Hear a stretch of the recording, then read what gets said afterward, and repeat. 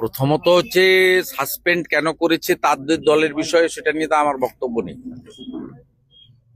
কিন্তু হুমায়ুন কবির যে কথাগুলো বলেছেন, যেমন তিনি লোকসভা নির্বাচনের সময় বলেছেন আমরা 70 ওরা 30, মানে মুসলিমরা ওখানে 70 হিন্দুরা 30, আমরা চাইলে ভাগীরথীর জলে ভাসিয়ে দেবো।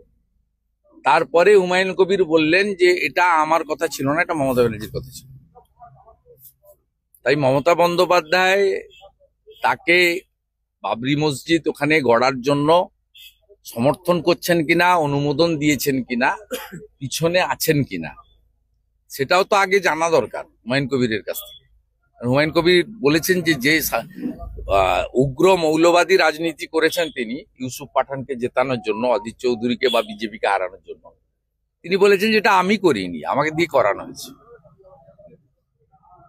অতএব এই বিষয়টা আগে পরিষ্কার করা দরকার। আর মুর্শিদাবাদ জেলায় হিন্দুরা যেভাবে সংখ্যালঘু বলে অত্যাচারিত হয়েছেন বা হচ্ছেন,